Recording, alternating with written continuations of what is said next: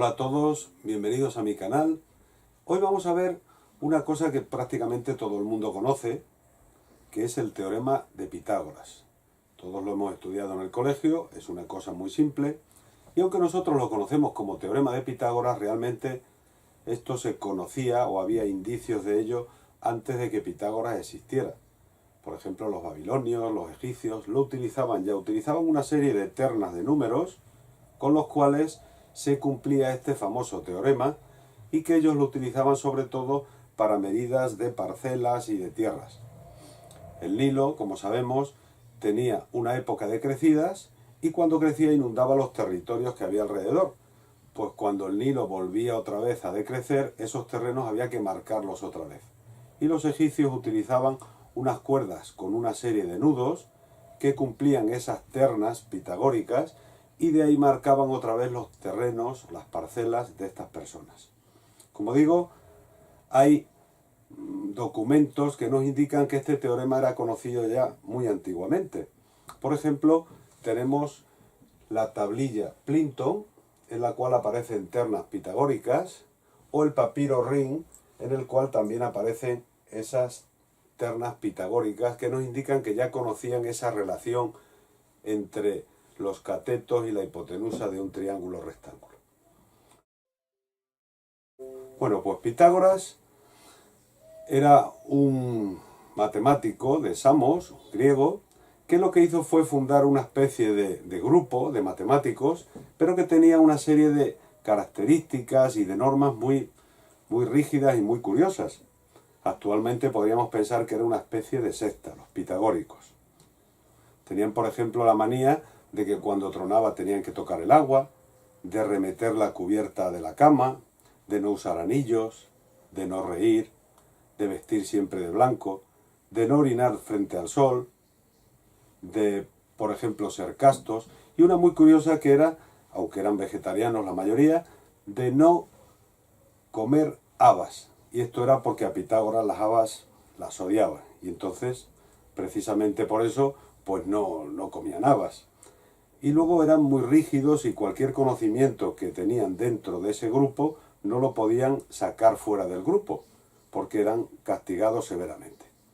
Bueno, pues una vez visto estas curiosidades de Pitágoras, vamos a meternos ya cómo es o qué es el teorema de Pitágoras.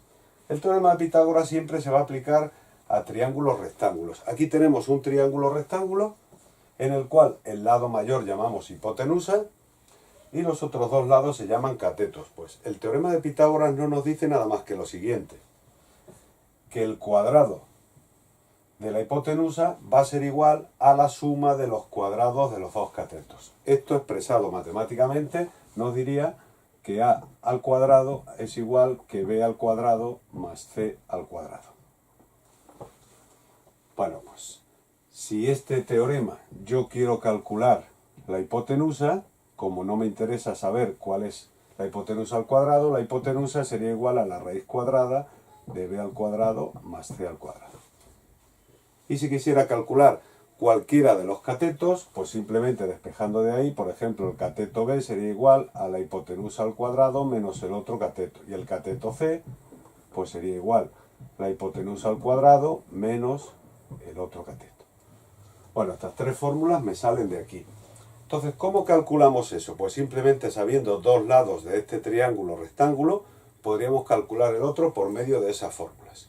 Vamos a ver, por ejemplo, que yo tengo un triángulo en el que B mide 8, C mide 10 y quiero calcular cuánto vale la hipotenusa. Pues utilizando esta fórmula me quedaría que la hipotenusa sería igual a la raíz cuadrada de 8 al cuadrado más 10 al cuadrado. Eso me daría 64 más 100. O sea que A sería igual a la raíz de 164. Bueno, pues si queremos calcular cuánto vale eso, sería la raíz de 164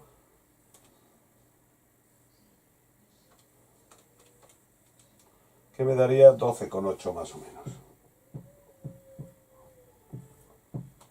Y sin embargo, si yo quisiera calcular uno de los catetos, pues vamos a imaginarnos que ahora conocemos que el cateto B vale 6 y la hipotenusa vale 12, pues el cateto C, que sería el que tendríamos que calcular, según estas fórmulas que tenemos aquí, sería la raíz cuadrada de 12 al cuadrado menos 6 al cuadrado, es decir, 144 menos 36.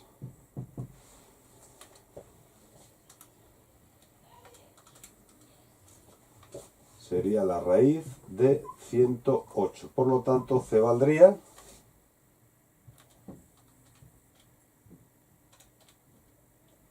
10,39. Bueno, pues de esta manera tan simple, nosotros podemos calcular un lado de un triángulo rectángulo conociendo los otros dos. Me da igual que sean los dos catetos o que sea un cateto y la hipotenusa. Como vemos, cada vez que calculamos los lados de un triángulo me salen tres números que cumplen esa condición. Y por eso hablábamos antes de que hay ternas que se llaman ternas pitagóricas de tres números que cumplen esa relación. Hay muchas y algunos matemáticos se han dedicado a buscar ternas pitagóricas con números más grandes, números enteros. Y claro, los egipcios, por ejemplo, pues tenían ternas pitagóricas de números más pequeños con estos nudos que hemos dicho. Y utilizaban, por ejemplo, el 3, el 4 y el 5. Bueno, pues si yo tuviese aquí el 3, el 4 y el 5, tendría que ocurrir, como el lado mayor es la hipotenusa, tendría que ocurrir que 5 al cuadrado tiene que ser igual a 3 al cuadrado más 4 al cuadrado. Entonces me quedaría que 25 es igual a 9 más 16. Por lo tanto, se cumpliría. Pues esta sería una de las ternas pitagóricas más pequeñas, pero se puede hacer con números enteros más grandes. ¿Para qué me sirve también el teorema de Pitágoras? Pues me sirve también para saber si un triángulo es rectángulo o no es rectángulo. O incluso, no solamente si es rectángulo, si ese triángulo es acutángulo o es obtusángulo. Si cogemos los tres números y hacemos esto que hemos hecho aquí, y se cumple la igualdad, diremos que el triángulo es rectángulo. Pero si no se cumple, si la hipotenusa al cuadrado es mayor que la suma de los catetos o la hipotenusa al cuadrado es menor que la suma de los catetos, pues tendríamos triángulos de otro tipo, triángulos acutángulos o triángulos obtusángulos. Y luego en otros polígonos, pues también nos puede servir, aunque no sean triángulos rectángulos, nos puede servir para calcular algunas magnitudes de esas figuras. Por ejemplo, cuando tenemos un trapecio y conocemos las dos bases y conocemos la altura, pues podemos calcular, por ejemplo, uno de los lados que nos faltan, por medio de triangulaciones. Bueno, pues este teorema de Pitágoras, como decimos, es una cosa muy fundamental y que es de las cosas que se aprenden en la escuela y prácticamente todo el mundo conoce. Bueno, pues aquí os lo dejo y seguiremos viendo más cosas y utilizando este teorema de Pitágoras para algunos ejercicios posteriormente. Así que hasta el próximo vídeo, un saludo a todos.